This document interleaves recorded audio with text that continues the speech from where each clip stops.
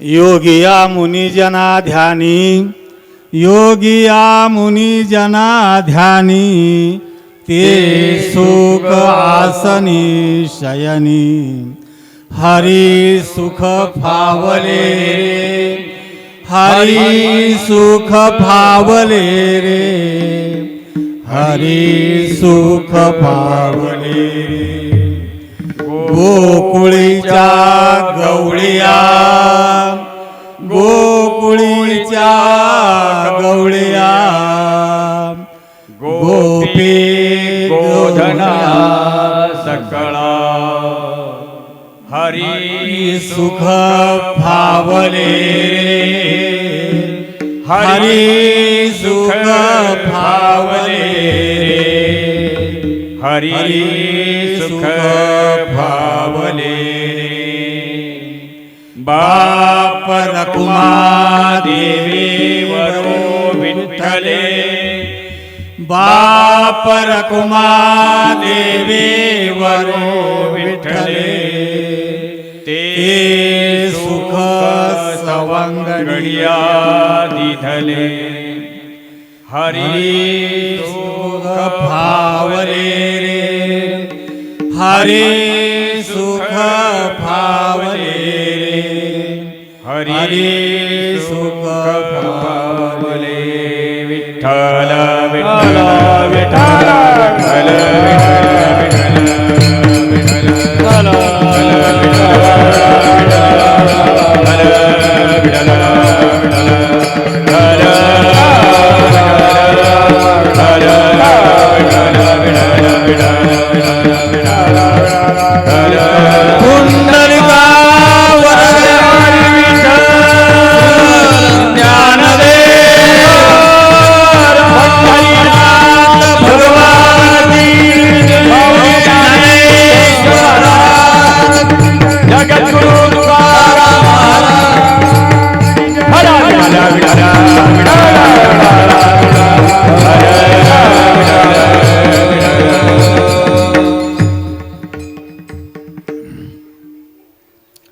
योगिया मुनिजना ध्यानी, ते सुख आसनी शयनी, हरी सुख फावले रे, हरी सुख फावले रे. हा प्रस्तुत कीर्तन रूपी सेवेसाठी घेतलेला अभंग विश्वाची माऊली असणारे ज्ञानोबा यांचा आणि त्या गोकुळातल्या त्या स्थितीचा, त्या गवळणींचा आणि भगवंताचा एकमेकाशी असणारा संबंध आणि त्या संबंधाच्या अनुभूतीनं निर्माण झालेल्या सुखाची परिकल्पना या अभंगात केली. विठ्ठल विठ्ठल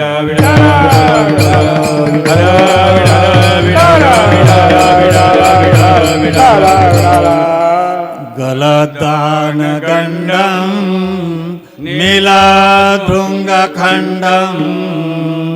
चलचारुशुंडम जगत्राणशौंडम लसाद्रंतकांडम विपादभंगचंडम शिवप्रेमपिंडम भजे वक्रतुंडम महायोगपीठे तटे भीमरत्या वरं पुंडरीकाय दातु मुनीन्द्रे समागत्य तिष्ठन्तमानन्दकन्दम् परब्रह्मलिङ्गं भजे पाण्डुरङ्गं. पांडुरंगा करू प्रथमन मन पांडुरंगा करू प्रथमन मन पांडुरंगा करू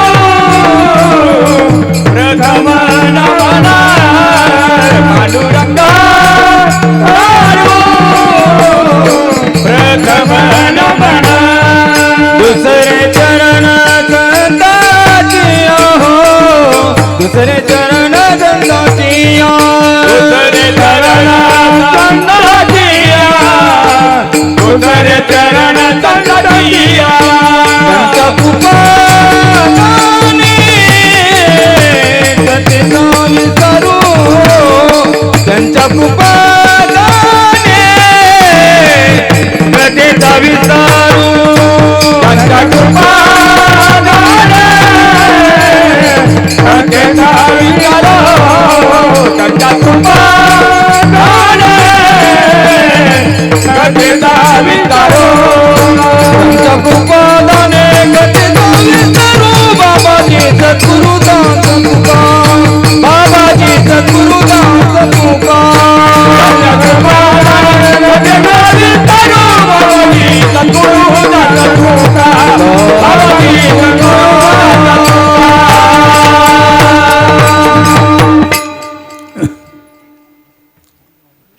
योगिया मुनी जना ध्यानी ते सुख आसनी शयनी हरी सुख फावले रे हरी सुख फावले रे. आदरणीय श्रोतृवृंद, आज या भगवान महादेवाच्या संगमेश्वराच्या प्रांगणामध्ये आपण गेली 7 दिवसांच्या पासून श्रीमद भागवत महापुराणाची कथा पुराण आपण श्रवण केलं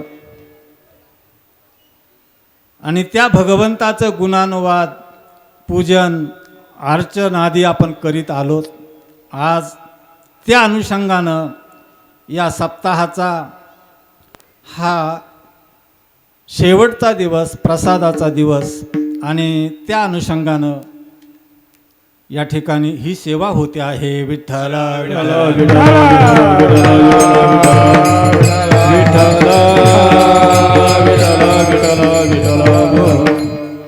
इथं एक तर संगम आहे आणि त्या संगमावर महादेव स्थानापन्न झालेले आहेत. महादेवाचं या ठिकाणी वास्तव्य आहे. अर्थात जिथं संगम क्षेत्र असतं, भगवान महादेव स्थानापन्न झालेले असतात, अशी जी जागा असते, असं जे क्षेत्र असतं, अशी जी भूमी असते, ती परम पावन भाग्याचीच असते. अशा पावन भूमीमध्ये आपण असतात आणि याच पावन भूमीच्या अनुषंगानं आपले सद्गुरू असणारे स्वामी गंगानंद गिरीजी महाराज, त्यांचे शिष्य असणारे स्वामी दयानंद गिरीजी महाराज, त्यांचं सुद्धा या ठिकाणी संकल्पित समाधी मंदिर आहे किंवा दयानंद महाराजांचं समाधी मंदिरच आहे. आणि अशा या मंदिराच्या, भगवान महादेवाच्या या सर्वांच्या आश्रयामध्ये आपण श्रीमद भागवत श्रवण केलं. बघा, श्रीमद भागवत ग्रंथच असा अलौकिक आहे, असा श्रेष्ठ आहे की ज्या ग्रंथांना व्यासांना शांती दिली, ज्या ग्रंथांना व्यासांना स्थितप्रज्ञता लाभली, असा हा ग्रंथ आहे. 17 पुराणांच्या नंतर केलेलं हे पुराण, या पुराणानं व्यासांच्या अंतस्थितीमध्ये जो काही बदल झाला, त्या बदलाची विशेषताच हे पुराण आहे. आणि असल्या या पुराणाची आपण या ठिकाणी कथा श्रवण केली. बघा, कथा श्रवण करणाराही भाग्यवानच असतो आणि कथा सांगणाराही भाग्यवानच असतो. दोघंही भाग्यवान असतात, यात अभागी कोणीच नसतं. फक्त एवढंच, श्रवण परीक्षितीसारखं करावं आणि श्रीमद भागवत शुकदेवांनी सांगितलं तसं सांगावं. विठ्ठल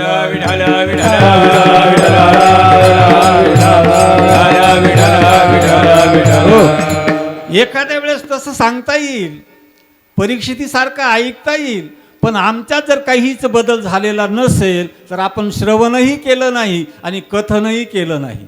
बा, कथन करणाऱ्यावर त्याचा परिणाम झालेला असतो आणि श्रवण करणाऱ्यावरही त्याचा परिणाम झालेला असतो. जसा परीक्षितीवर परिणाम झाला होता की मरण माझे मरून गेले, मज केले अमर. मग तुमच्या आमच्या जीवनात सुद्धा हाच फरक असला पाहिजे, परिणाम झाला पाहिजे. कारण आमची अंतःकरण आता एवढी निबरगठ्ठ झालेली आहे की त्यांच्यावर कसलाच परिणाम होत नाही. आणि परिणामक्षम अंतःकरण असलं तर भगवंताच्या कथेचा असर, परिणाम निश्चित अंतःकरणावर होतो आणि अंतःकरणावर झालेला परिणाम आमच्या कृतीमध्ये दिसून येतो. विठ्ठल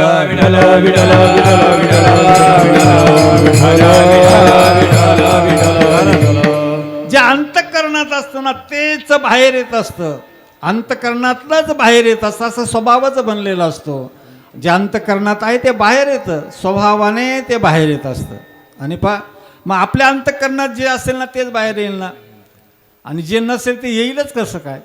आणायचा प्रयत्न आपण केला तर तो वायाच जाईल ना. म्हणून स्वभाव जो आहे ना तो बाहेर येत असतो.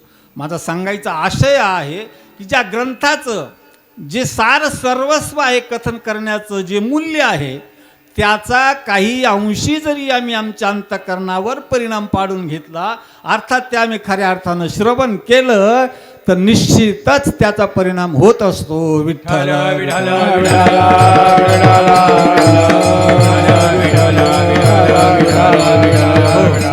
म्हणून अंतरीचे धावे स्वभावे बाहेरी धरिताही परी आवरेना. जे अंतःकरणातलं असलं ते बाहेर येतं. तर मला हे सांगायचं आहे की अशा पुण्य पावन भूमीमध्ये क्षेत्रामध्ये भगवंताच्या सानिध्यात व्यासांचा असणारा हा ग्रंथ श्रीमद भागवत महापुराण बघा, जो ज्या संतांचा ग्रंथ असतो ना तेच संत त्या ग्रंथामध्ये असतात. जणू काय ते संतच आहेत. जसं माऊलींची ज्ञानेश्वरी म्हटलं प्रत्यक्षात माऊलीच आहेत.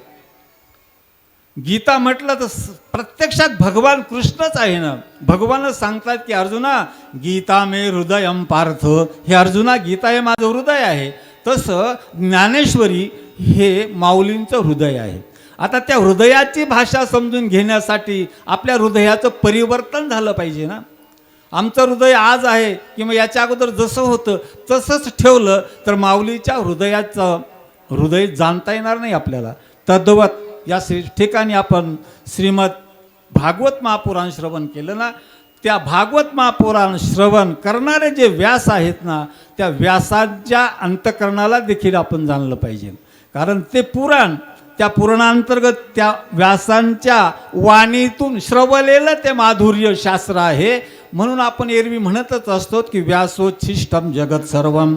त्या व्यासांच्या उच्चिष्टाचं श्रवण करणारे तुम्ही आम्ही सर्व आहोत.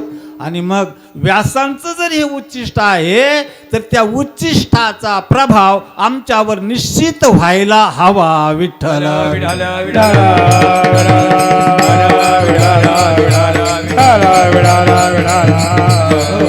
हा उच्चिष्ट प्रसाद आहे आणि या प्रसादाचा निश्चित आपल्यावर परिणाम होईल. आपलं परिणामक्षम अंतःकरण आहे. या अनुषंगानं या ठिकाणी ही 7 दिवसापासून होत असलेली सेवा आणि त्या सेवेचा हा समारोपाचा शेवटचा प्रसंग आणि काल्याचा प्रसंग या शेवटच्या दिवसाची सेवा या ठिकाणी होते आहे. आणि त्या सेवेला अनुसरूनच या संगमेश्वराला संतद्वयांना गुरुजनांना आणि इथं उपस्थित असलेले सर्व, मी लहान मोठेही म्हणत नाही, गुणीजन अगुणीजन असंही म्हणत नाही, काहीच म्हणत नाही. फक्त मी एवढंच म्हणतो की या प्रांगणात देवाच्या समोर या कथा मंडपात जेवढे म्हणून उपस्थित आहात ना, ते लहान असो मोठे असो स्त्री असो पुरुष असो कोणीही असो कोणीही जीव असो त्या सगळ्यांचं मी अभिनंदन करतो आणि सेवेकडे वळतो. विठ्ठल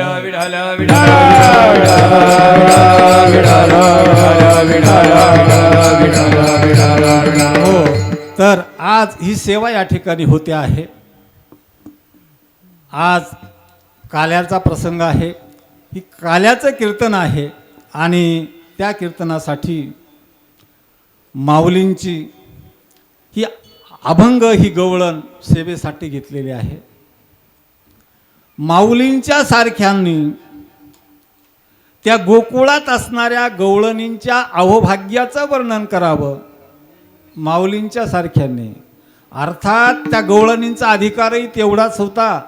एवढ्या महान अशा असणाऱ्या त्या गवळणी, ज्या गवळणींचं शुकाचार्यांनी वर्णन करावं त्यांच्या अहोभाग्याचं वर्णन करावं. अहोभाग्यम अहोभाग्यम नंदगोपव्रजौकसाम यन्मित्रं परमानंदम पूर्ण ब्रह्म सनातनम. असं सनातन ब्रह्म ज्यांचं मित्र झालेलं आहे, ज्यांच्याबरोबर वावरता आहे, खेळता आहे, भांडता आहे, असं भाग्य आहे या गोकुळातल्या गोकुळवासी जनांचं. आणि त्या भाग्यांचं वर्णन करता आहेत माऊली. बघा, माऊलींना या ठिकाणी हे ध्वनित करायचं आहे, हे सांगायचं आहे की जो काही एक अप्रतिम आणि परमानंद असतो, अप्रतिम स्वरूपाचा असा परमानंद असणारा जो परमात्मा आहे, असं जे सुख आहे ना, ते सुख जे योगी असतात ते ध्यानावस्थेत असतात आणि त्या ठिकाणी आरूढ होऊन त्यावेळेला त्यांना ज्या सुखाची अनुभूती येते ना, ती आमच्या गोकुळात असणाऱ्या गवळणींना खेळताना, बागडताना, झोपताना, सर्व कार्य करताना त्या सुखाची अनुभूती गवळणींना येते. एवढंच नव्हे, ते सुख, त्या भगवंताचं सुख, त्या हरीचं सुख आम्हाला खऱ्या अर्थानं सापडलं, खऱ्या अर्थानं ते आम्हाला प्राप्त झालं, खऱ्या अर्थानं आम्ही त्या सुखात न्हावून निघालो, असं त्या गवळणी म्हणत आहेत. आणि पहा, शेवटी माऊलींना असं ध्वनित करायचं आहे की त्या गोकुळवासी असणाऱ्या सगळ्या जीवांना पहा, विशेषत्वाने गवळणींना जे सुख प्राप्त झाला, जो आनंद प्राप्त झाला, त्या सुखाची अनुभूती तिथं असणाऱ्या गायींना, वृक्षांना, फलांना, आदींना सगळ्यांना प्राप्ती झालेली आहे. म्हणजे ते सुख सगळ्यांना मिळालेलं आहे. आता सगळ्यांना मिळालं तरी माऊली सांगता आहेत की ते सुख असं सुख आहे की ते सुख त्या भगवंताने, त्या कृष्णाने गोपाळांना, गवळणींना, गायींनाच दिलं असं नाही, त्यांच्या सवंगड्याला सुद्धा तेच सुख दिलं, असा या अभंगाचा आशय. विठ्ठल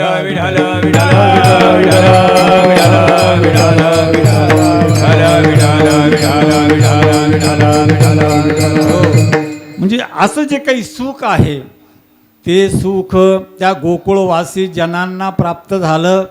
त्या सुखाच्या अनुभूतीचं वर्णन प्रत्यक्षात या ठिकाणी त्या गवळणी करता आहेत, त्यांना अनुभूती आलेली आहे, ते वर्णन करतात. माऊली सांगता आहेत की पहा, मनुष्य ज्या विषयाशी सदैव रत असतो, ज्या विषयाशी त्याचं एवढं तादात्म्य जडलेलं असतं, त्याला तसलीच उपाधी दिली जाते. जसं पहा, एखादा रोगी असला ना, तो रोगातच खिचपत पडलेला आहे, त्याला रोगातून सावरता सावरता बराच अवधी गेला, वेळ गेला, पहा त्या रोगातच आहे, औषधं घेतो, गोळ्या घेतो, सर्व काही करतो. आता त्याचा त्या रोगाशी एवढा जवळचा संबंध निर्माण झाल्यामुळं त्याला आपण रोगी म्हणतो.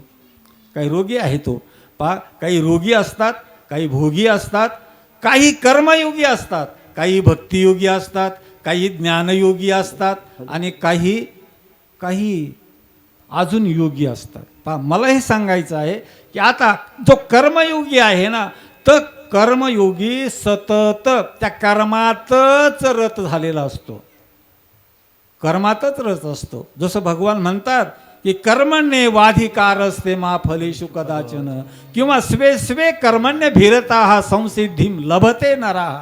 असा कर्माच्या ठिकाणी जो रत झालेला आहे तो कर्मयोगी आहे. विठ्ठल विठ्ठल विठ्ठल विठ्ठल विठ्ठल विठ्ठल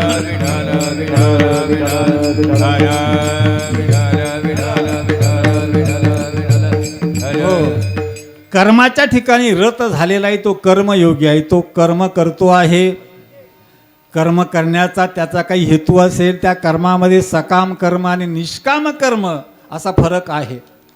तर हा कर्मयोगी आहे, हा सदैव कर्मात रत असतो, कर्म करीत असतो, कर्मातच त्याचं सगळं आयुष्य जात असतं. पुढे एक ज्ञानयोगी असतो.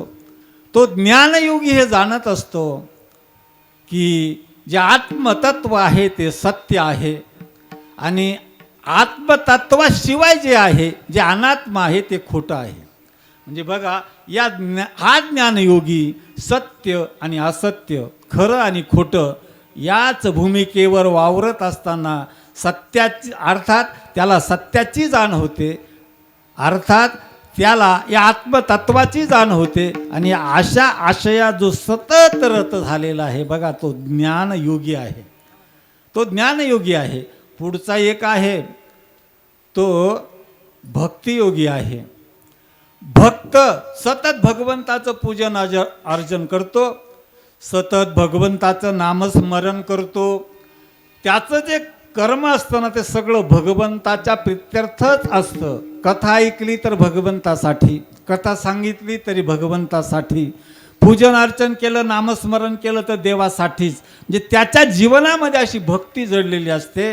ज्याप्रमाणे भज सेवायाम, सतत भक्तीच करतो आहे, भक्तीशिवाय त्याला दुसरं काही आवडतच नाही. एवढा जवळचा नित्याचा संबंध ज्याच्या जीवनात घडला झाला तो भक्तयोगी आहे, भक्तियोग आहे. तो पा आपल्या शास्त्रांनी आपल्याला कर्मयोग, ज्ञानयोग, भक्तियोग, उपासनायोग हे सांगितलेलंच आहे. आणि असा काही एक योग असतो, त्या योगाला आपण अष्टांग योग असं म्हणतो. विठ्ठल विठ्ठल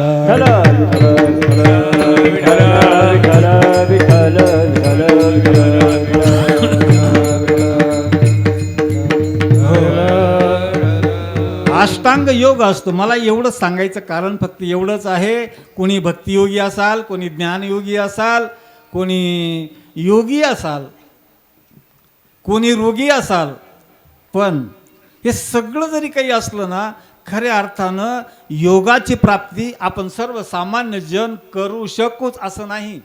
ते सर्वांच्या कक्षेत येणारी गोष्ट नाही आहे. कारण योगाची या वाटा निघाले गा सुभटा, तया दुःखाचा वाटा भागाला, क्लेशोधिक तरस्ते शाम व्यक्त सक्त चेतसाम. हा योगाची जी वाट आहे ना, हा योग मार्ग आहे ना, हा कठीण आहे. तो सर्वसामान्य जन करू शकत नाही. विठ्ठल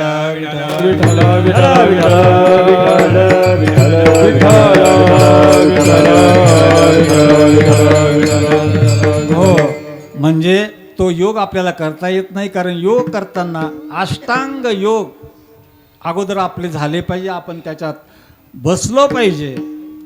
यम नियम आसन प्रत्याहार ध्यान धारणा समाधी या वाटेनं या पायऱ्यांनी जायचं असतं आपल्याला. बघा तुम्ही आमचा फार वेळ घेतला. विठ्ठल विठ्ठल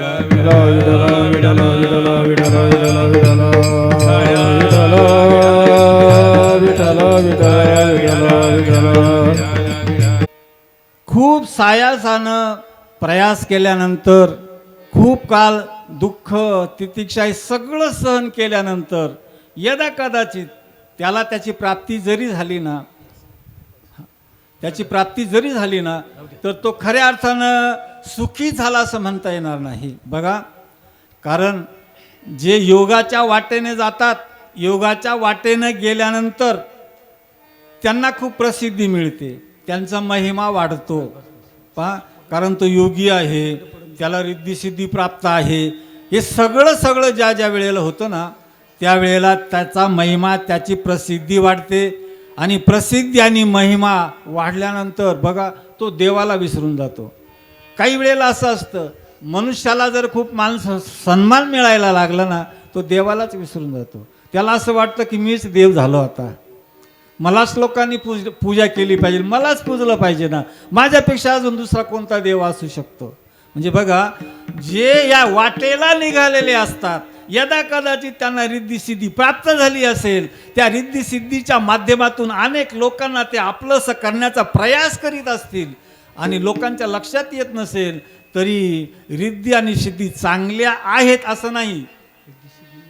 कारण रिद्धी सिद्धी निधी सिद्धी निधी अवघीच उपाधी, जवच्या परमानंदी मन नाही, जवच्या परमानंदी मन नाही, जवच्या परमानंदी मन नाही. सिद्धी निधी अवघीच उपाधी, जवच्या परमानंदी मन नाही, जवच्या परमानंदी मन नाही, जवच्या परमानंदी मन नाही. हो, हे शून्य जाणकाराच्या लक्षात येत. आणि तो म्हणतो ह्या काय उपाधी आहेत, रिद्धी सिद्धी निधी अवघीच उपाधी.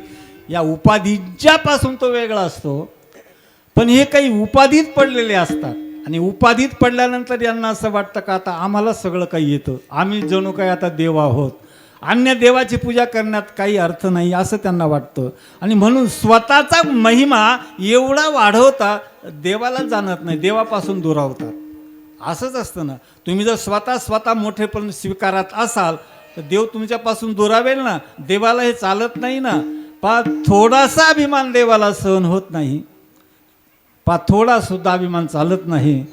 तर आम्ही जर सगळंच अंगीकारित असू तर ते योग्य नाही आहे. मला हे सांगायचं आहे. योग याग विधी येणे नोये सिद्धी वायाची उपाधी दंभ धर्म वायाची उपाधी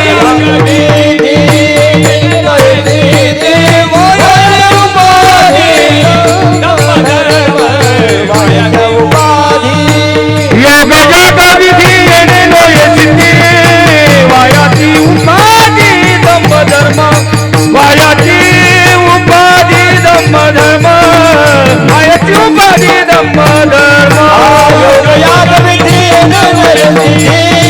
वायाच्या उपाधी दंभ धर्म वायाच्या उपाधी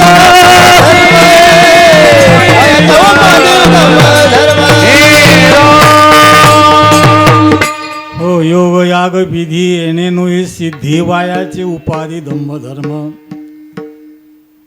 आणि पहा हे योग याग हे काही उपयोगाचं नाही आहे. तर पहा सिद्धी लावी सिद्धी लावी पिसे कोणतया पुसे, म्हणजे या रिद्धी सिद्धीला मान्यताच नाही. पण जे मान्यता घेऊन बसले आणि त्यामुळं काही थोड्या बहुत अंशामध्ये चमत्कार येत असले किंवा असं काही वाटलं असतं आणि लोकांना वाटतं की सगळं काही इथंच असलं पाहिजे, सगळं यांच्याकडंच आहे आणि लोकही येतात जातात. तर पहा मग त्या महिमामध्ये तो जीवन व्यतीत करीत असतो. तर पहा सांगायचा आशय आहे, योगी पहिल्यापासून जरी बघितलं ना आपण, विश्वामित्रासारखे योगी झाले, पण शेवटी काय, विश्वामित्रांच्या जीवनामध्ये दुःख आलंच ना शेवटी. पहा चांगदेवासारखे योगी होते, 1400 वर्ष जगले चांगदेव महाराज.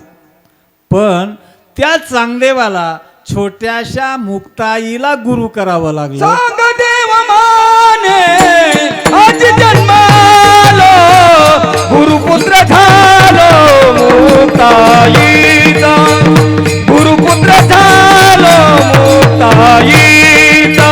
चांगदेव माने आज जन्मालो गुरुपुत्र झालो मुक्ताईचा, गुरुपुत्र झालो मुक्ताईचा.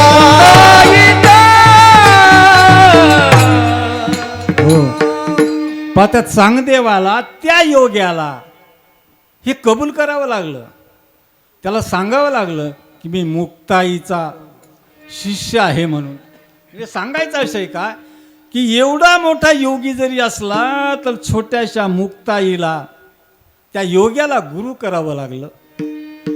म्हणजे हे योगी आहेत, ज्ञानयोगी आहे, कर्मयोगी आहे, हे सगळे योगातले सगळे एकत्र येऊ द्या. हे सगळे जरी योगी असले ना, पण या योग्यांना त्यांच्या खऱ्या कसरतीनं, खऱ्या कसोटीनं, खऱ्या पुरुषार्थानं या रिद्धी सिद्धींना बाजूला सारून, यांना झिडकारून जे त्या वाटेवर आरूढ झाले आणि मग त्यांना ज्या सुखाची प्राप्ती झाली ना, म्हणजे बघा यांना हे सुख मिळविण्यासाठी एवढी खडतर साधना करावी लागली. तेव्हा कुठे त्या योग्याला काही अंशिक होईना त्या सुखाची अनुभूती मिळाली असेल. पण माऊलींना हे ध्वनित करायचं आहे की या योग्यांच्या पुरुषार्थाची पराकाष्ठा, एवढं मोठं दुःख अनेक हे असताना सुद्धा गोकुळातल्या त्या गवळणींच्या जीवनामध्ये एवढी खडतर तपश्चर्या न करता त्यांच्या जीवनामध्ये ते सुख त्यांना बसल्या ठिकाणी प्राप्त झालं. हे अभंगाच्या योगी आमोने जन जानी, योगी आमोने जन जानी, योगी आमोने जन जानी, योगी आमोने जन जानी, योगी आमोने देव जानी, योगी आमोने जन जानी, योगी आमोने जन जानी, योगी आमोने जन जानी. सुख सनी ते सुख सनी शयनी हरी सुख पावले हरी सुख पावले रे सुख सुनी शयनी ते सुख सुनी शयनी हरी सुख पावले हरी सुख पावले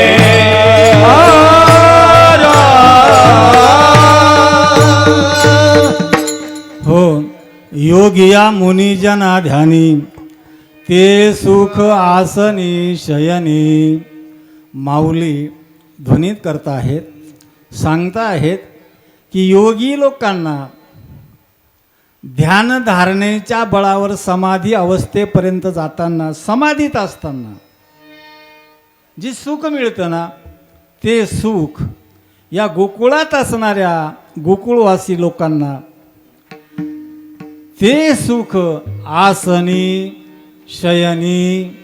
बघा, त्या गोकुळातल्या लोकांना ते सुख त्यांच्या आसनावर झोपताना, खेळताना, अर्थात कोणतंही ते काम करीत असतील ना, त्या कामामध्ये सुखाची अनुभूती मिळत होती.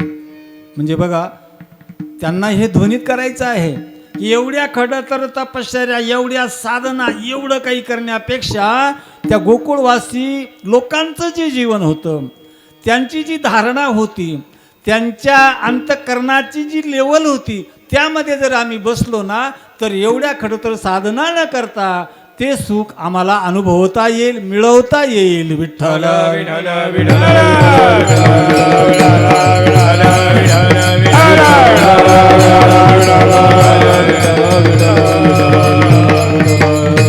हो, ते सुख आसनी शयनी. बघा, त्या विशेष करून गवळणींच्या जीवनामध्ये या सुखाची अनुभूती आपल्याला बघायला मिळते. आणि पहा, असं जे काही सुख आहे, त्या भगवंताचं सुख, ज्याला आपण परमानंद असं म्हणतो, ज्या ठिकाणी आत्यंतिक दुःखाची निवृत्ती होते आणि परमानंद सुखाची प्राप्ती होते ना, अशा सुखाची प्राप्ती त्या गोकुळवासी लोकांना झालेली होती. नवे नवे त्या सुखातच ते लोक राहत होते. बघा, असं सुख, ज्या सुखाची मर्यादा नाही, अमर्याद असं आहे, असं सुख त्यांना मिळालं. आणि बघा, असं सुख जे त्यांना मिळालं, ते सुख खऱ्या अर्थानं आम्हाला प्राप्त झालं. खरं ते सुख आहे ते आम्हाला कळालं, मिळालं, सापडलं, हे दुसऱ्या चरणामध्ये सांगतात. हरी सुख पावलो दे, हरी सुख पावलो दे, हरी सुख पावले, हरी सुख पावले रे, हरी सुख पावलो दे, हरी सुख पावलो दे, हरी सुख पावलो दे, हरी सुख पावले रे, हरी सुख पावले रे, हरी सुख पावले,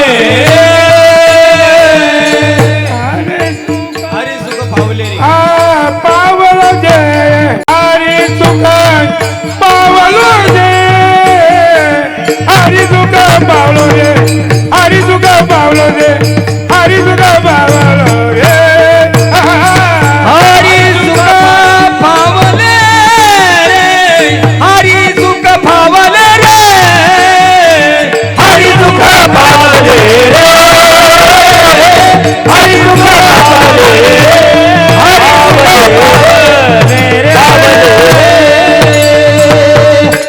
हो, माऊली असं सांगतात की हरी सुख फावले रे, हरी सुख फावले रे.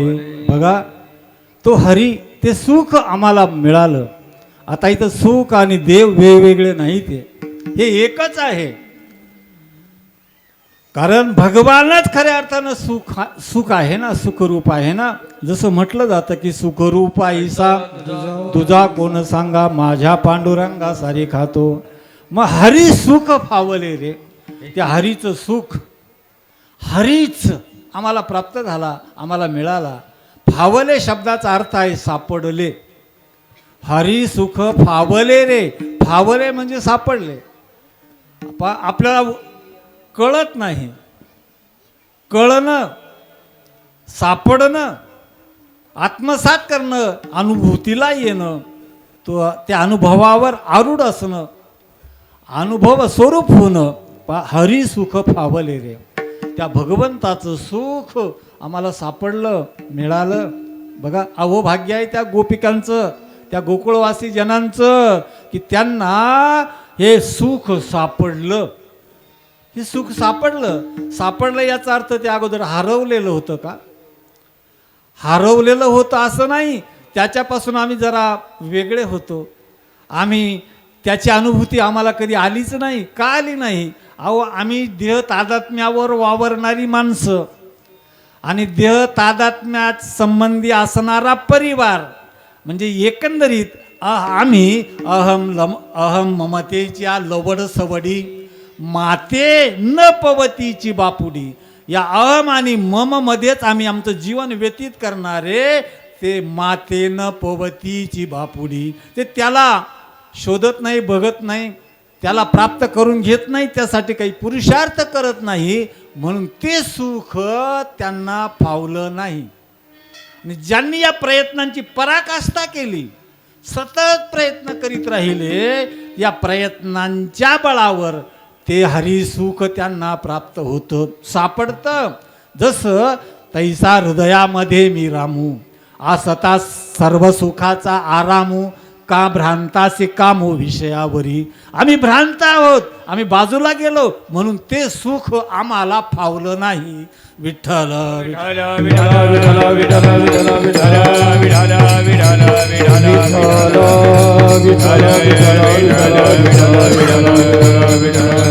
हो, कारण आम्ही त्यासाठी प्रयत्नरत राहिलंच नाही.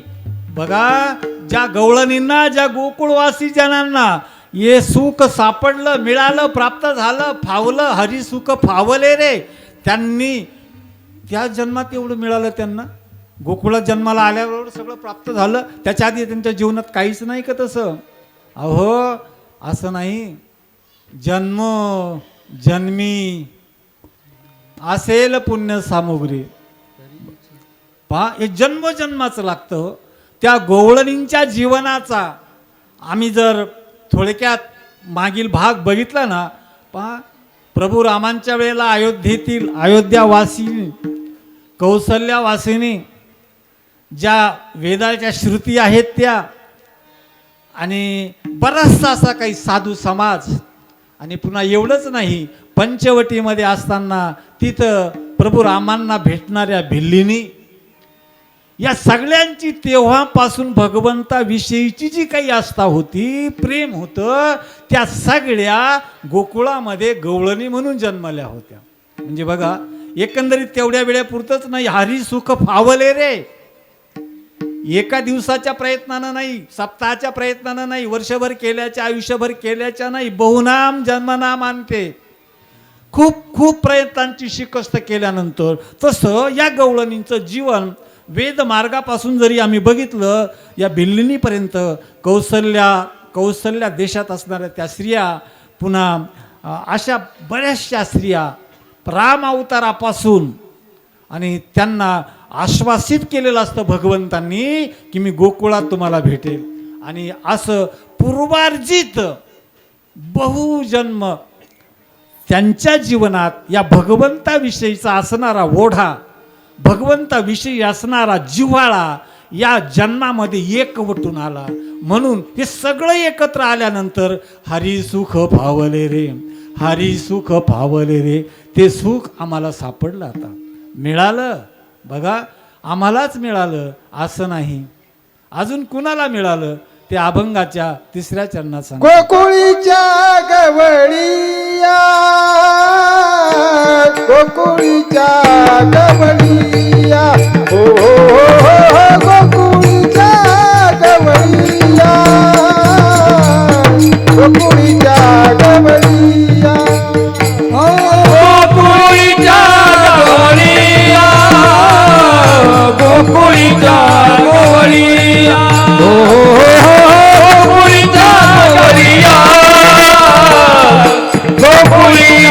गवळीया हे गोकुळीच्या गवळीया गोकुळीच्या गवळीया गोकुळीच्या गवळीया गोकुळीच्या गवळीया गोकुळीच्या गवळीया गोकुळीच्या गवळीया गोकुळीच्या गवळीया गोकुळीच्या गवळीया गोधी गोधनाचा खळा गोधी गोधनाचा खळा गोपी गोधनाचा खळा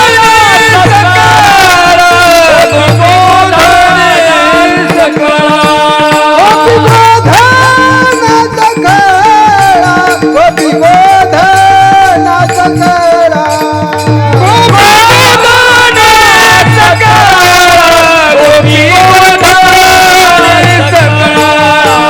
हरी सुख पावले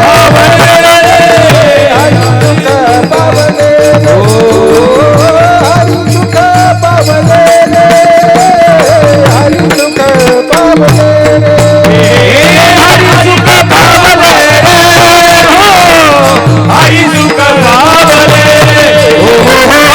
हरी सुख पावले हरी सुख पावले हो तिसऱ्या चरणामध्ये म्हणतात गोकुळीच्या गवळीया गोपी गोधना सकळा. पहा गोकुळातल्या त्या गोपी पश्वादिकामध्ये प्रामुख्यानं ज्या गायीचं वर्णन केलं जातं अशा गायी. गोपी गोधना गोकुळामध्ये गोधन एवढं होतं गोधन. पहा गोधना सकळा. सकळा शब्दामध्ये अर्थात भगवंत गोकुळामध्ये प्रगट होण्यापूर्वीच जयति ते धिकम असं वातावरण होतं. जयति ते धिकम जन्मना व्रज श्रयत इंदिरा शाश्वतत्रयी दयित दृश्यता दिक्षुतावक त्वयि धृतासव त्वां विचिन्वते. जयति ते धिकम. गोकुळ अगोदरही सुंदरच होतं, गोकुळ अगोदरही चांगलंच होतं, पण भगवान तिथं प्रगट होणार ना त्यावेळेला अगोदरच लक्ष्मीनं सगळं काही असं व्यवस्थित केलेलं होतं. कुठली जिथं लक्ष्मी आली तिथं कुठली कमतरता राहील हो. आणि जिथं एवढा मोठा भगवान येणार आहे म्हणून त्या लक्ष्मीनं अगोदरच सगळं काही गोकुळचं वातावरण जयति धिकम करून ठेवलं. असं वातावरण निर्माण केलं तिथं भगवान येणार.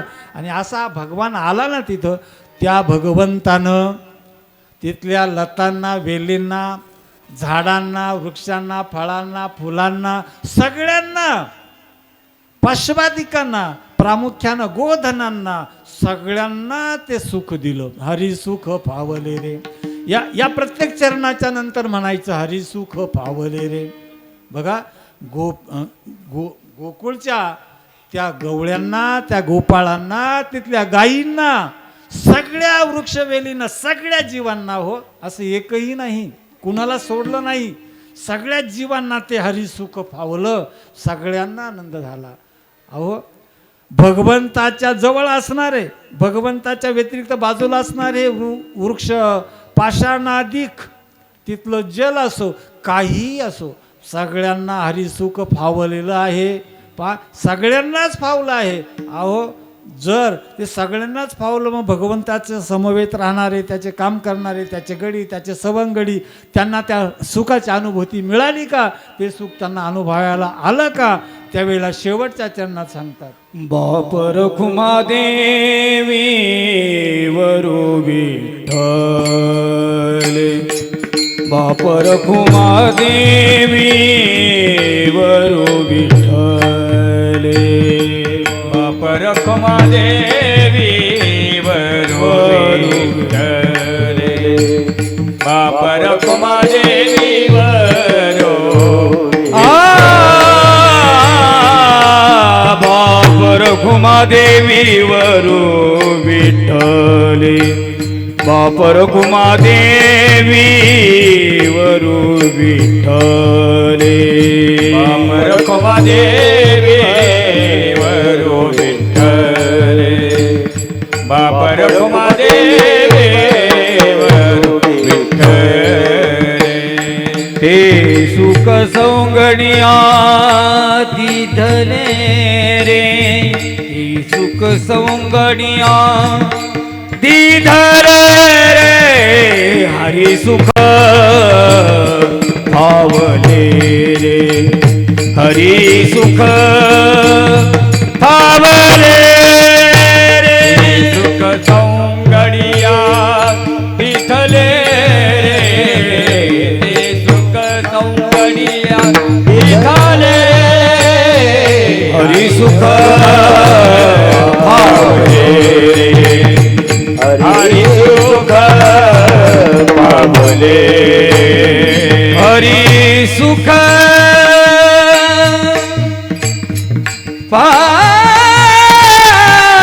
पावले रे हरी हरी सुख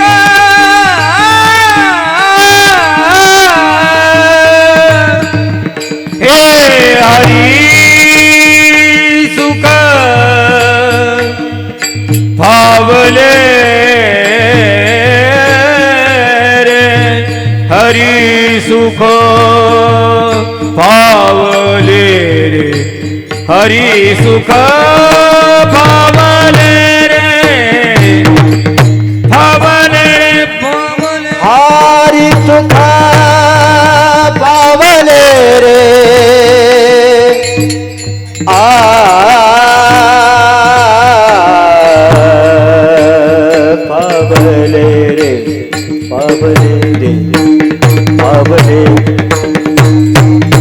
पावले रे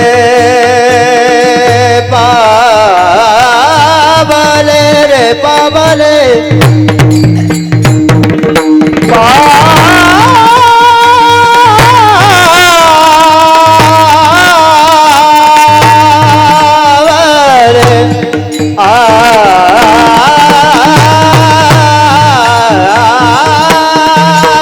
पावले रे पावले रे पावले हरी सुख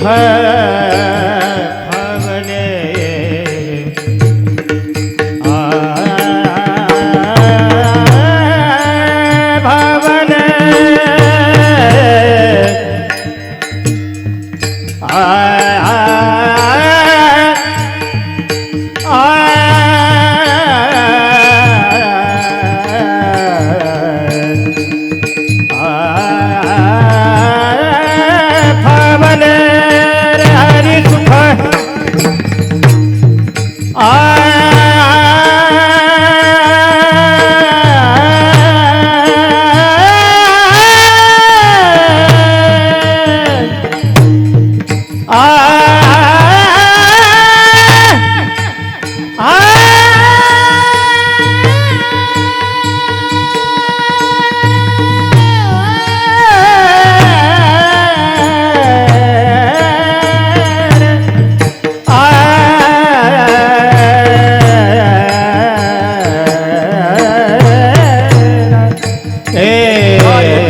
पावले हरि सुख पावले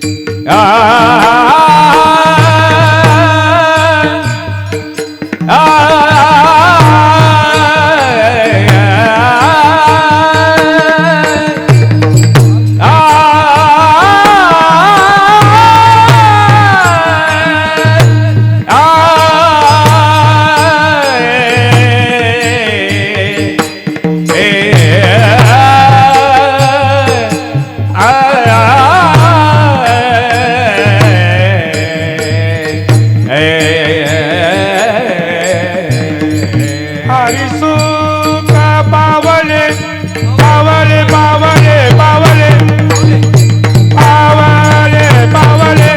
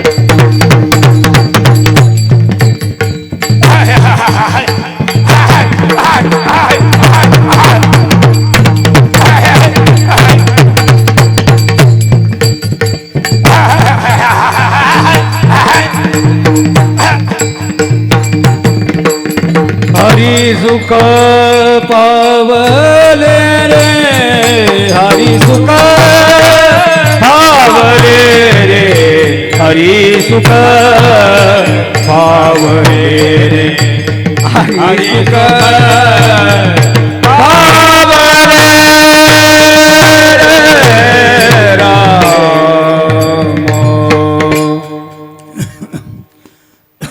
बापर खुमा देवी बरू विठ्ठले ते सुख सवंगडी आधिधले. बघा असं जे सुख आहे ते सुख तो भगवान सगळ्यांना सापडला, सगळ्यांना प्राप्त झाला, सगळ्यांना तो आपलासा झाला. पहा योगिया दुर्लभ तो म्या देखीला साजनी. असं सवंगड्यांनाही दिसला, गोपिकांनाही दिसला, गोधनालाही, सगळ्यांना तो सापडला, सगळ्यांना प्राप्त झाला. आणि म्हणून हरिसुख भावले रे, हरिसुख भावले रे या अभंगावर धावतं थोडक्यात असा भावार्थ सांगण्याचा प्रयास केला. आता सर्वांनी एक वेळ भजन करावं. विठोबार कुमारी विठोबार कुमारी विठोबार कुमारी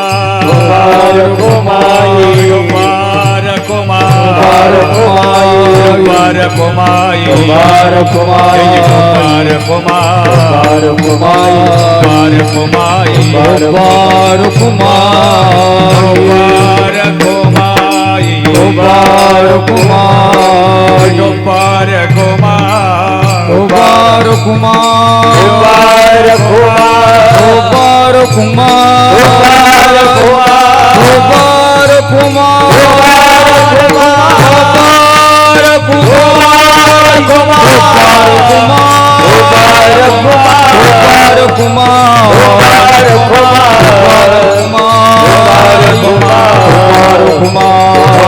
कुमारी विठोबार कुमारी विठोबार कुमारी विठोबार कुमारी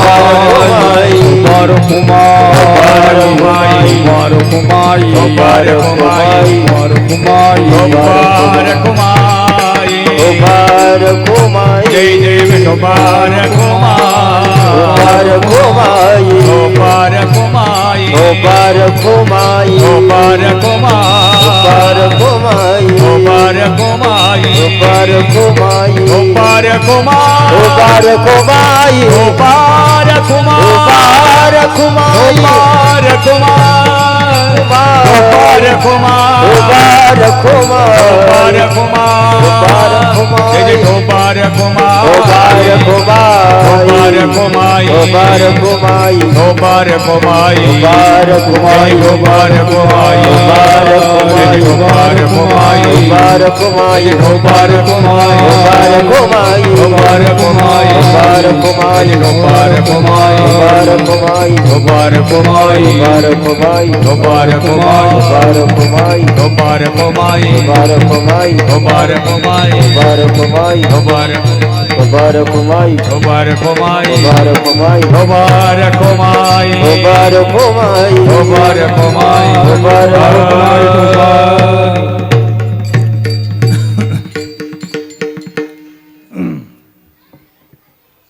आता फक्त 10-12 मिनटं आपण काल्याच्या प्रसंगाकडे वळणार आहोत. आपल्याला कार्यक्रमालाच उशीर झाला. उशीर झाल्यावर धावपळच होते.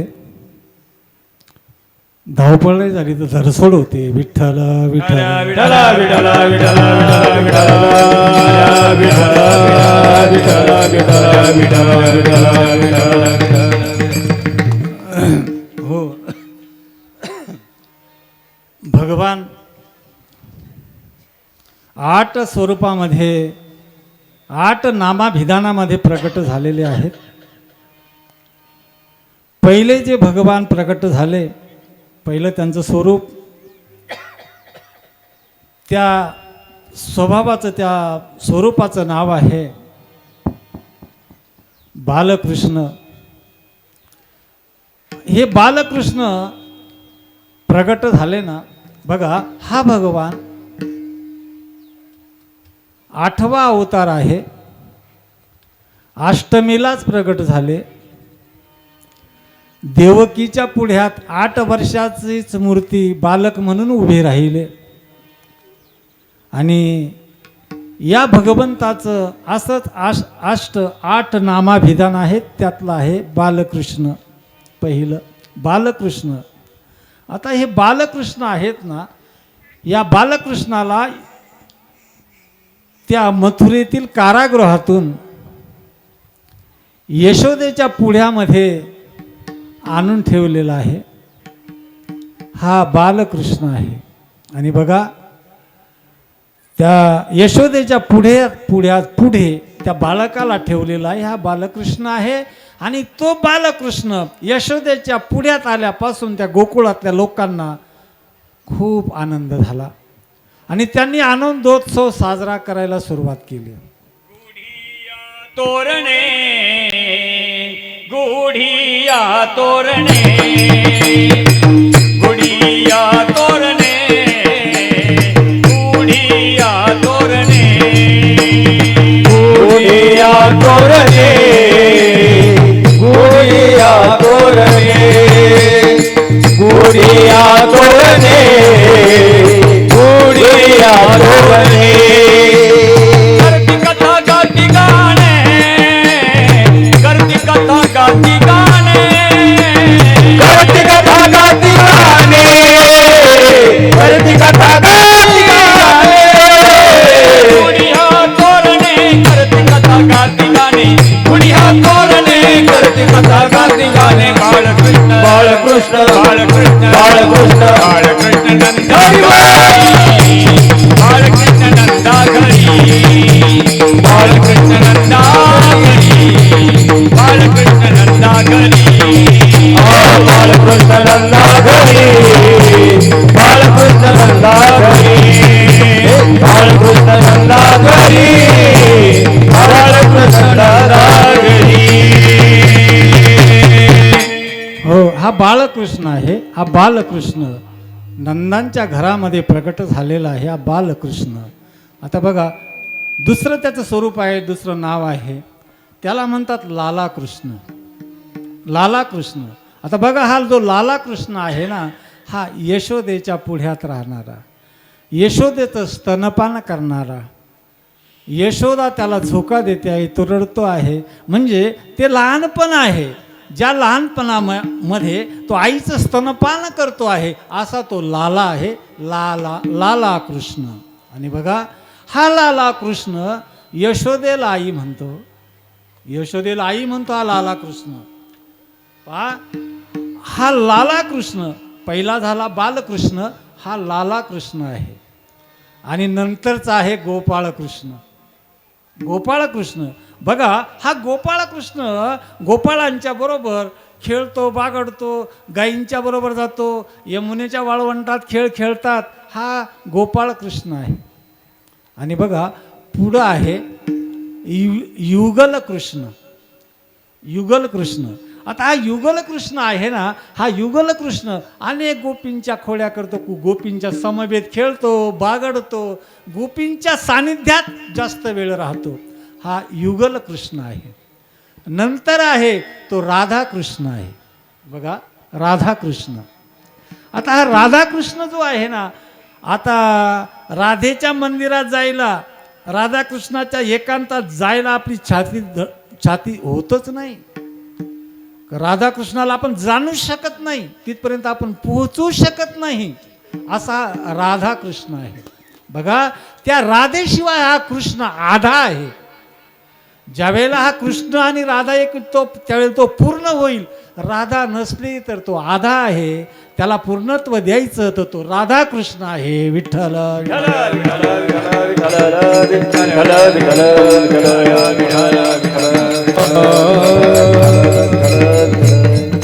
हो. आता श्रीकृष्ण आहे.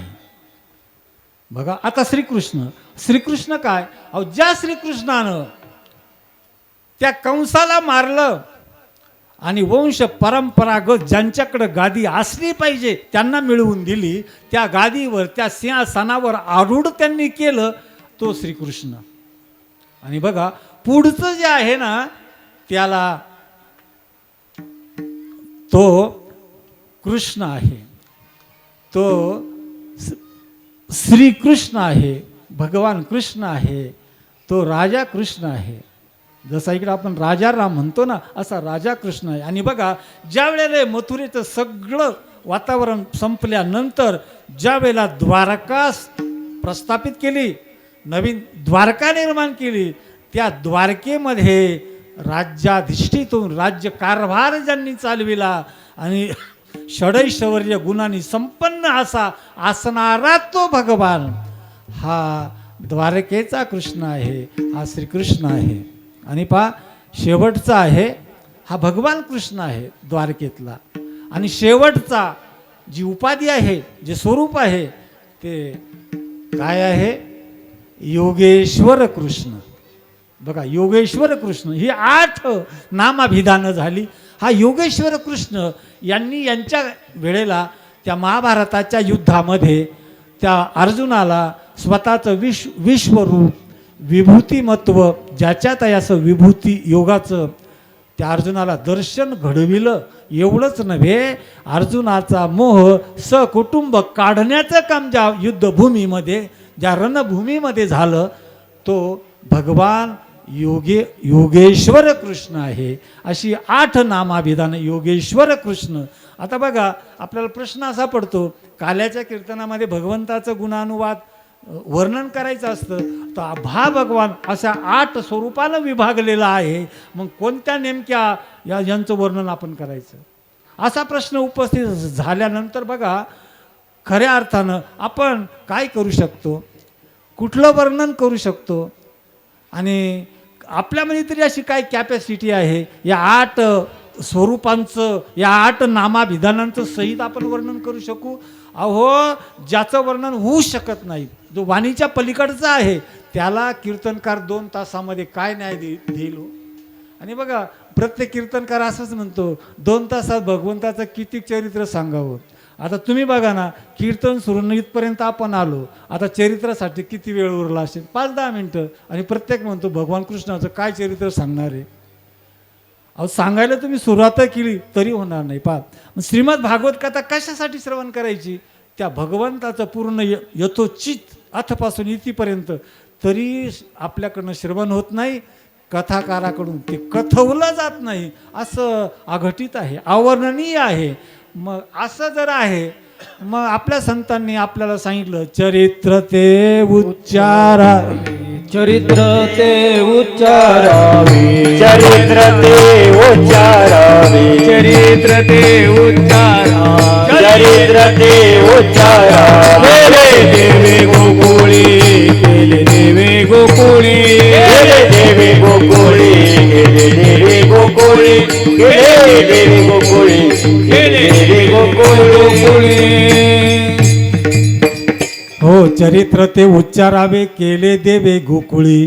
बघा, 7 दिवसाच्या सप्ताहात काही होऊ शकत नाही त्याचं वर्णन करणं.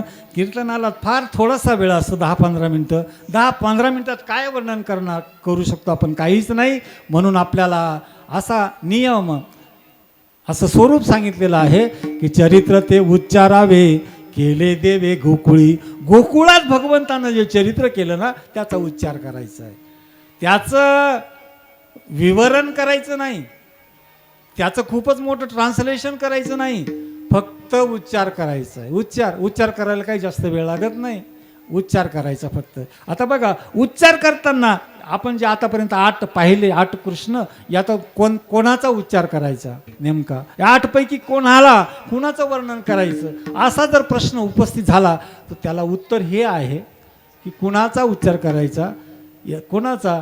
ये दशे वेदसे चरित्र केले नारायणे, रंगता गोधने राखिताये, रंगता गोधने राखिताये. वेदसे चरित्र केले नारायणे, रंगता गोधने राखिताये. रंगता गोधने राखिताये. तर हो, या वेळेला कोणत्या चरित्राचा उच्चार करायचा? रांगता गोधने राखिता, एवढंच. म्हणजे बघा, जो भगवान कृष्ण बालकृष्ण आहे, लालकृष्ण आहे आणि गोपालकृष्ण आहे, या तिघांचाच उच्चार करायचा. बाकीचे सोडून द्या 5. आणि या पुढचं गोकुळातलं जर सांगितलं असेल ना, मग गोकुळामध्येच राधाकृष्ण आहे, गोकुळामध्येच युगल कृष्ण आहे ना, मग त्यांचा नाही करायचा का? हो, त्यांचाही केला तरी चालेल, पण केव्हा करावा लागेल तो? केव्हा करता येऊ शकतो तो? ज्या वेळेला अधिकारीतच असला पाहिजे, वक्त्याचा तेवढा अभ्यास असला पाहिजे, त्यावेळेला युगल कृष्ण आणि राधाकृष्ण सांगावा.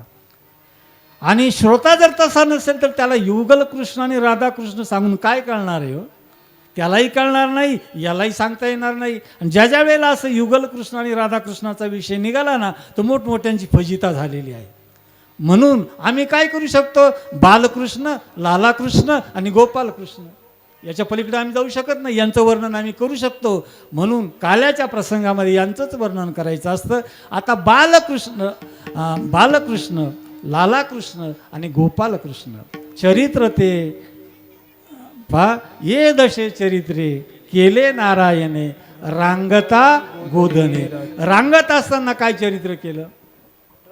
तळवे तळहात टेकितो, डाव्या गुडघ्याने रंगतो, रंगणे रंगनाथ तो म्या टेकिला से, रंगणे रंगनाथ तो म्या टेकिला से, रंगनाथ तो म्या टेकिला से, रंगने रंगनाथ तो म्या टेकिला से. सरस्वती बाई सांगे, कृष्णाची मागे, या देवती रंगे, नवनीत माझे बक्षिले, तळहात टेकितो, डाव्या गुडघ्याने रंगतो,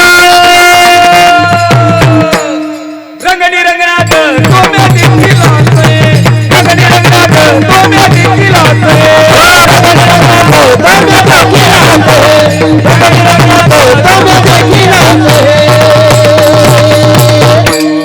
हो, असा हा भगवान रांगत असतानाच खोड्या करायला लागलेला असतो. रांगतो रंगणी चोरी तुलोनी, रागत रंगनी चोरी तुलोनी, धावून धरती गवळणी, धावून धरती गवळणी, बांधती चरणी देती दाराणी, बांधत चरणी देती गाराणी. यशोदे सागर, यशोदे साजणी, यशोदे सागर, यशोदे साजणी. आदय बक्षुनी तमाम निळे नवल केले साजरे कृष्ण.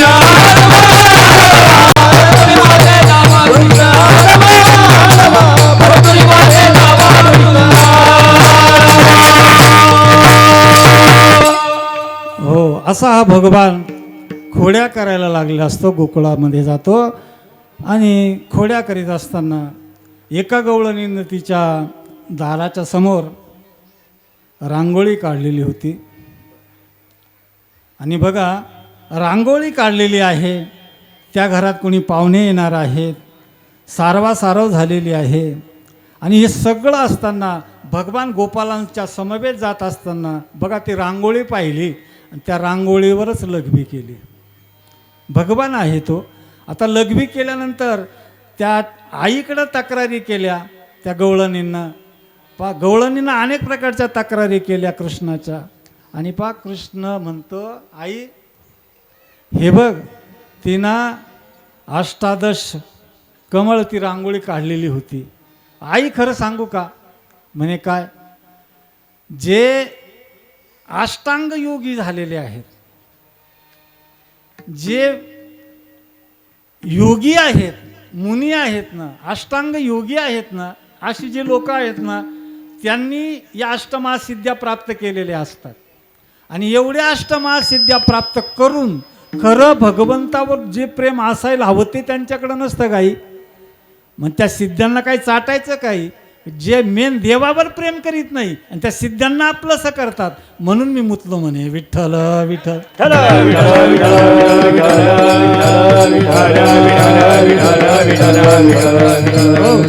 वस्तुस्थिती अशीच आहे ना. अष्टभोग भोगणे माते नाही चाड, भक्ती प्रेम गोड. मी भक्ती प्रेमाचा भुकेल आहे गाई. हे अष्टांग हे अष्टादशी मला काहीच आवडत नाही, म्हणून माझी काही चूक नाहीये. बघा भगवंताने अशी सारवासारव केली आणि भगवान बऱ्याच वेळेला अशी सारवासारव करायचा. त्या गवळणींना असं वाटलं की आपण कितीदा सांगितलं यशोदेला काहीच कळत नाही, आपलं ती ऐकतच नाही. शेवटी आता यशोदेला निक्षून सांगावं. काय यशोदे कृष्णाला सांगावे, गोकुळी रावे का जावे, गोकुळी रावे का जावे, गोकुळी रावे का जावे, गोकुळी राहावे का जावे, गोकुळी राहावे का जावे, गोकुळी राहावे का जावे. हे पेंड्या सुदामाची जोडी, बळीभद्रच्या जागडी, पेंड्या सुदामाची जोडी, बळीभद्रच्या जागडी, जाऊनी नंदाचे सांगावे, नंदाचे सांगावे, गोकुळी राहावे का जावे, गोकुळी राहावे का जावे, गोकुळी राहावे का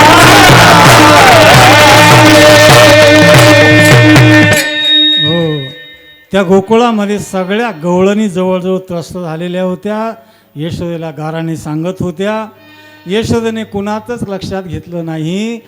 तेव्हा सगळ्या गवळणी एकत्र येऊन विचार करायला लागल्या, अगं आपलं कुणाचंच यशोदा ऐकून घेत नाही, तिच्याच मुलाचं तिला खरं वाटतं.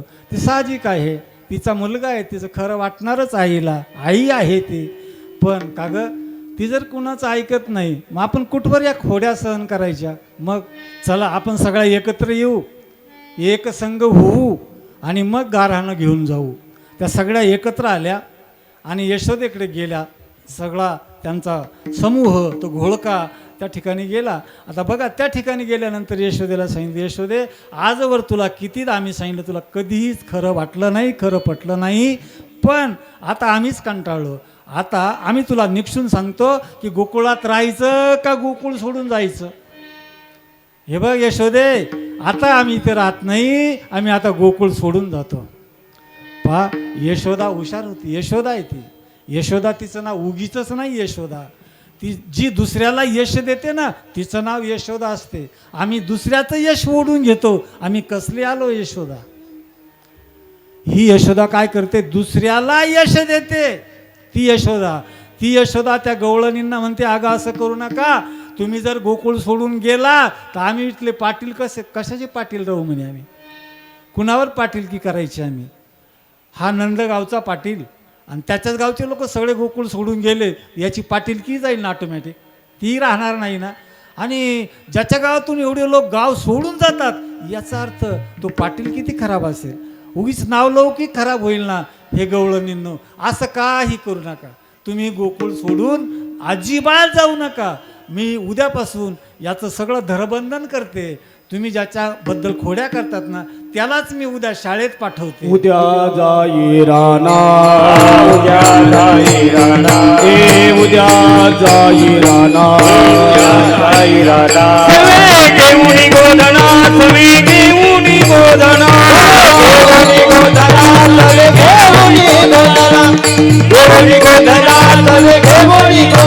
हे अरे तुम्ही गाया घेऊन सारे गोपाळ रानातया अरे तुम्ही गाया घेऊन सारे गोपाळ रानातया या गाया घेऊन सारे गोपाळ रानातया अरे तुम्ही गाया घेऊन सारे गोपाळ रानातया सारे गोपाळ रानातया सारे गोपाळ रानातया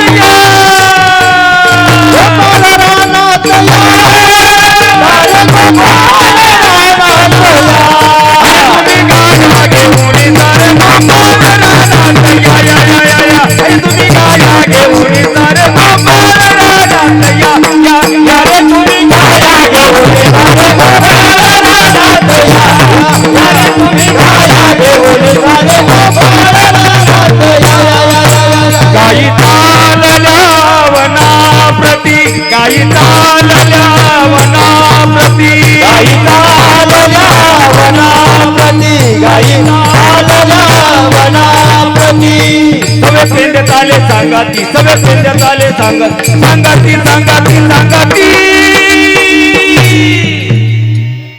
गाई चालल्या वनाप्रती गाई चालल्या वनाप्रती गाई चालल्या वनाप्रती गाई चालल्या वनाप्रती गाई चालल्या वनाप्रती गाई चालल्या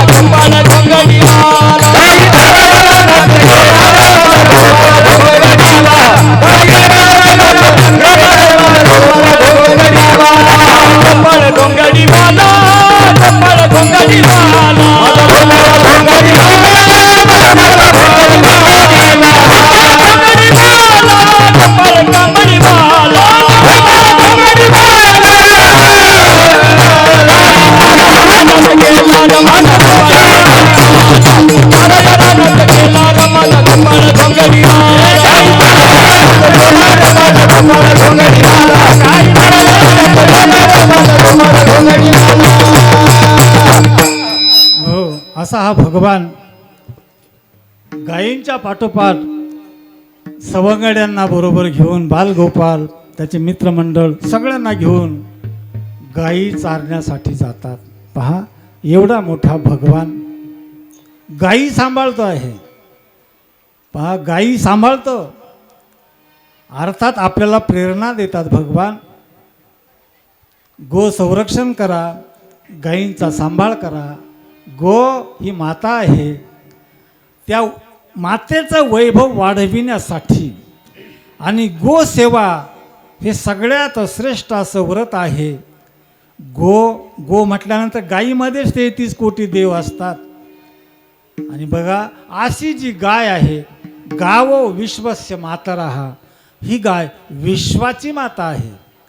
तुमची आमची माता एक असेल, पण ही विश्वाची माता अशी असणारी गाय, त्या गायीचं पालन पोषण भगवान करता आहेत. बघा त्या गायींचं, त्या गोपाळांचं आणि त्या सगळ्या गोकुळातल्या त्या वृंदावनवासी गोकुळवासी लोकांचं अहोभाग्य आहे की अशा भगवंताच्या समवेत त्यांना राहायला मिळतं, बागडायला मिळतं, खायला मिळतं. बघा अशा भगवंताच्या समोर बरोबर हे गोपाळ जातात, गायी सांभाळतात. दिवसभर त्या गायी चरतात, यमुनेच्या वाळवंटात पाणी पिऊन रवंत करीत बसतात. हे सगळे गोपाळ तिथं खेळतात. आणि बघा भगवंताच्या जीवनामध्ये एकदाच काला झाला. गोपाळांच्या बरोबर भगवंताने एकदाच काला केला आणि गोपिकांच्या बरोबर एकदाच रासलीला केली. बघा भगवंतासारख्याच्या जीवनात एकदाच काला झाला. तुमच्या आमच्या जीवनात आतापर्यंत किती काले झाले, किती काही झाले. आणि अजून किती काही होतील, काले होतच राहतील, पण आम्ही काही हालेपणातून बाजूला होणार नाही. वस्तुस्थिती अशी आहे की हा काला एवढा श्रेष्ठ आहे, कुठं कधी न मिळणारा आहे. असा काला भगवंता सारख्याला एकदाच करावा लागला हो, दोनदा करता नाही आला. रासलीला एकदा झाली, दुसऱ्यांदा झाली नाही. बघा त्यांचं वैशिष्ट्य हे आहे की भगवंतानी रास लीला करते समयी गोपाळांना तिथं प्रवेश नाही. रास लीलेच्या वेळेला गोपाळांना प्रवेश नाही. गोपाळ काला झाला तेव्हा गवळणींना प्रवेश नाही. विठ्ठल विठ्ठल विठ्ठल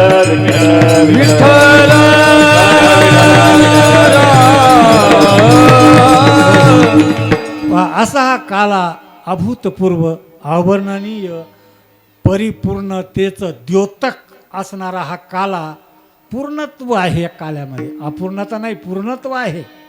काला म्हणजे पूर्णता आहे. आणि असं पूर्णत्वेचं द्योतक असणारा हा काला भगवंतांनी सांगितलं की उद्या सगळ्यांनी आपल्या घरून शिदोऱ्या घेऊन या, उद्या आपल्याला काला करायचा आहे. आणि आम्ही 7 दिवसात पूर्वी ठरवलं होतं की 8व्या दिवशी आम्ही काला करणार आहोत. ठरवलं होतं काय, ठरतच असतं आणि 8व्या दिवशी काला होतच असतो. तद्वत असंच झालं. भगवंतांनी सांगितलं की आपल्याला उद्या काला करायचा आहे, प्रत्येकाने घरून शिदोऱ्या घेऊन या. शिदोऱ्या ठीक आहे म्हणे, भगवान सगळ्या गोपाळांनी शिदोऱ्या आणलेले आहेत, सगळे एकत्र आलेले आहेत. बघा ज्या ठिकाणी एकत्र आले ना ते यमुनेचं वाळवंट आहे. बघा ज्या ठिकाणी ते एकत्र आले ना तिथं ते वाळवंट, तो यमुनेचा पुलीन, ते गोवर्धन, ती 84 वन, खंडिया वन, हे सगळं काही आवरणीय स्वरूपाचं ते जंगलाचं त्या परिसराचं स्वरूप आहे. अशा ठिकाणी यमुनेच्या त्या वाळवंटामध्ये गायी चरून पाणी पिऊन रवंथ करीत बसलेले आहेत. आणि हे सगळे गोपाळ भगवंताला म्हणतात, भगवान गायी सगळ्या पोटभर चरलेल्या आहेत आणि पाणी प्याल्यात, रवंथ करीत बसलेले आहेत. मग आपण सगळे खेळू. आता सगळे खेळायला लागले. खेळ मांडीला लगोरी हो, खेळ मांडीला लगोरी, खेळ मांडीला लगोरी, खेळ मांडीला लगोरी. खेळता ती नाना परी, खेळता ती नाना परी, खेळ मांडीला लगोरी हो, खेळ मांडीला लगोरी, खेळ मांडीला लगोरी, खेळ मांडीला लगोरी, खेळ मांडीला लगोरी. मामा पोरा मामा, मामा पोरा मामा, मामा पोरा मामा, मामा पोरा मामा, उमरी वाजे मामा, उमरी वाजे मामा, मामा पोरा मामा, पोरा मामा, मामा पोरा मामा. अब कतु भक्ति भग पुरा त्रिगुण खेळ मांडू, अब कतु भक्ति भग पुरा त्रिगुण खेळ मांडू, अब कतु भक्ति भग पुरा त्रिगुण खेळ मांडू, अब कतु भक्ति भग पुरा त्रिगुण खेळ मांडले. खेळ विखे दांडू आता, खेळ विखे दांडू, खेळ विखे दांडू आता, खेळ विखे दांडू, खेळ विखे दांडू. अब बोला बोला सर्वांनी अब कतु भक्ति भग पुरा त्रिगुण खेळ मांडू, अब कतु भक्ति भग पुरा त्रिगुण खेळ मांडू, अब कतु भक्ति भग पुरा त्रिगुण खेळ मांडू, अब कतु भक्ति भग पुरा त्रिगुण खेळ मांडू. गाव कानो बाधा निघून गेल्या गाई, गाव कानो बाधा निघून गेल्या गाई, गाव कानो बाधा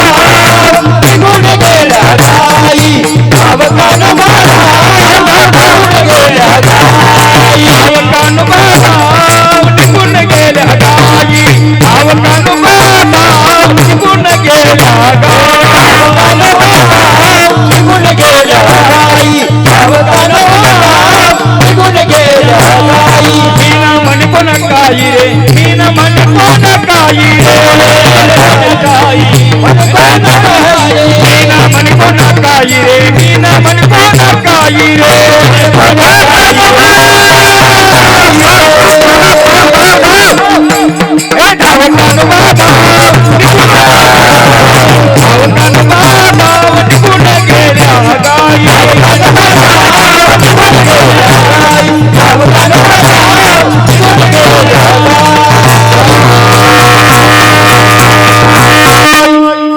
हो, अशा अनेक प्रकारचे खेळ ते गोपाळ भगवान खेळत आहेत. पहा, त्या गोपाळांचं भाग्य देवाबरोबर खेळायचं. आम्ही कोणाबरोबर खेळतो? हे गोपाळ देवाबरोबर खेळतात. हो, आपले खेळ कुठेही चालू असतात आणि कोणाबरोबरही चालू असतात, पण हा भगवंत त्या गोपाळांच्या बरोबर खेळतो. गोपाळ भगवंताबरोबर खेळतात. बघा, आपल्याला वेळ झालेला आहे. एखाद्या वेळेला एक चूक झाली तरी चालते, पण दुसरी करायची नसते. जसं उदाहरणार्थ एक शिक्षक इथून देवगावला शाळेत जायचे, लाखनीवरून देवगावला जायचे शाळेत. आता पहा, ज्या वेळेला जायचं ना, तर भरतआबाच्या घराजवळूनच घर होतं त्यांचं. आता भरतआबाच्या घराजवळून जायचे ना ते शिक्षक, शाळा 11ला असायची देवगावला, ते इथून 1:30-2ला जायचे. आबा बघायचे, हे रोज 1:30-2ला जातात, इथून 1:30-2ला जातात. एक दिवशी काय झालं, इकडून 1:30-2ला जायचे, 2ला 3ला जायचे, शाळा 5ला सुटायची. त्यांना विचारलं, का हो, तुमची शाळा किती वाजता भरते? अहो म्हणे, शाळा 11 वाजता भरते. 11 वाजता भरते, तुम्हाला कधी मी जाताना 1:30ला पाहतो, 2ला पाहतो, पण का हो इतकं लेट का जातात? अहो काही कामं असतात, काही अडचणी असतात, होतो वेळ. हो ठीक आहे म्हणाले, पण तिकडून येताना तुम्ही 5:10 माझ्या घरापर्यंत येतात, हे कसं काय? म्हणजे शाळा 5ला सुटते, मग 5ला सुटल्याबरोबर तुम्ही 10-15 मिनटात इथपर्यंत येतात म्हणे, शाळेमध्ये एवढं लेट जातात म्हणे. अहो शाळेत मी लेट जातो ना, ही माझी एक चूक झाली, पण दुसरी चूक मी करणार नाही म्हणून वेळेवर येतो म्हणे. विठ्ठल विठ्ठल.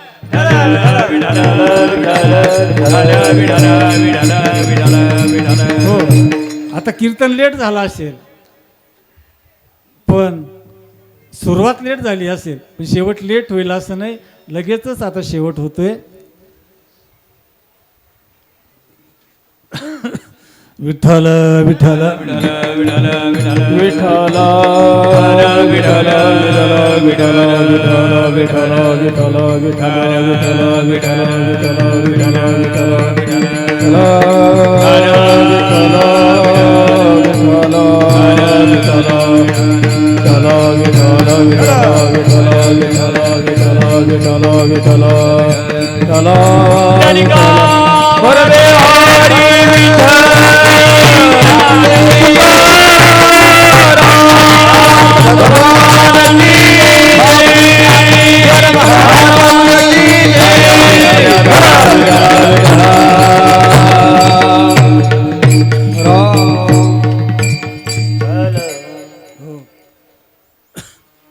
भगवंतांनी सगळ्या गोपाळांना शिदोऱ्या आणायला सांगितले असल्यामुळं सगळ्या गोपाळांनी शिदोऱ्या आणलेल्या आहेत. वेळ झालेला आहे. गोपाळही म्हणतात, देवा आता खेळण्यातही काही अर्थ नाही आहे, आता आपल्याला भूक लागलेली आहे.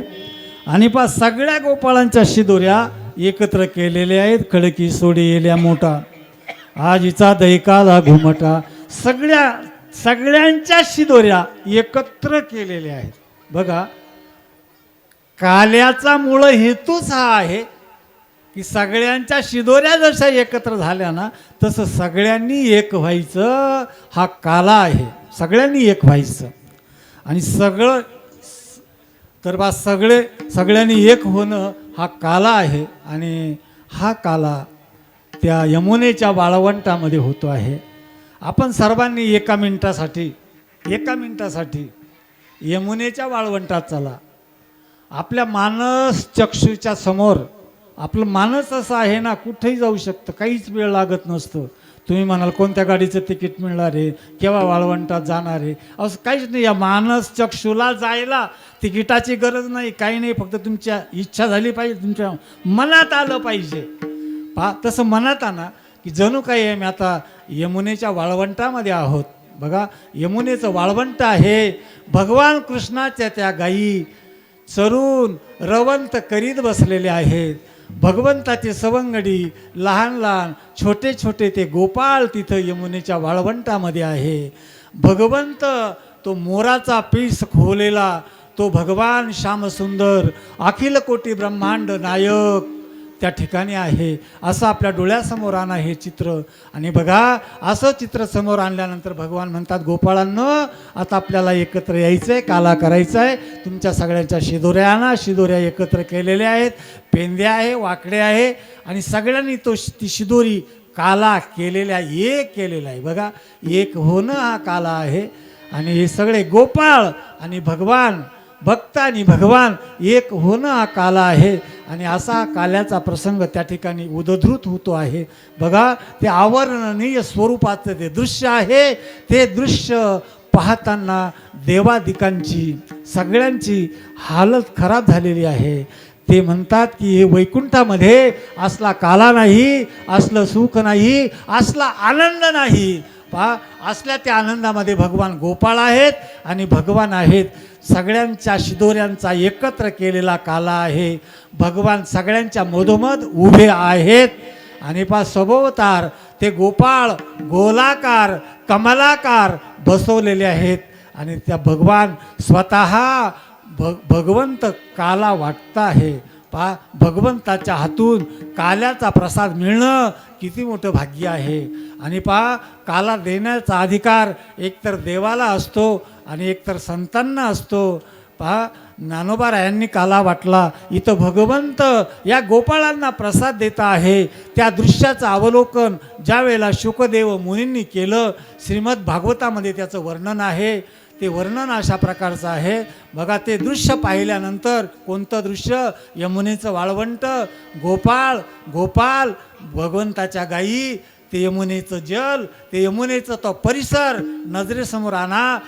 त्याचं वर्णन भगवान शुकाचार्य करतात की बेबरद वेणू जठर पटयो शृंगवेत्रेच कक्षे वामे पानौ मस्तृण कवलम तत्फलान्यंगुलीषु तिष्ठन्मध्ये स्वपरिसुहृदो हासयन्नर्मभिस्वयि स्वर्गे लोके मिषति बुभुजे यज्ञभुग बाल केली गोपाल कृष्ण भगवान की जय. ज्ञानेश्वर माऊली ज्ञानराज माऊली तुकाराम. ज्ञानेश्वर माऊली ज्ञानराज माऊली तुकाराम. ज्ञानेश्वर माऊली ज्ञानराज माऊली तुकाराम. ज्ञानेश्वर माऊली ज्ञानराज माऊली तुकाराम. ज्ञानेश्वर माऊली ज्ञानराज माऊली जय जय ज्ञानेश्वर माऊली ज्ञानराज माऊली तुकाराम.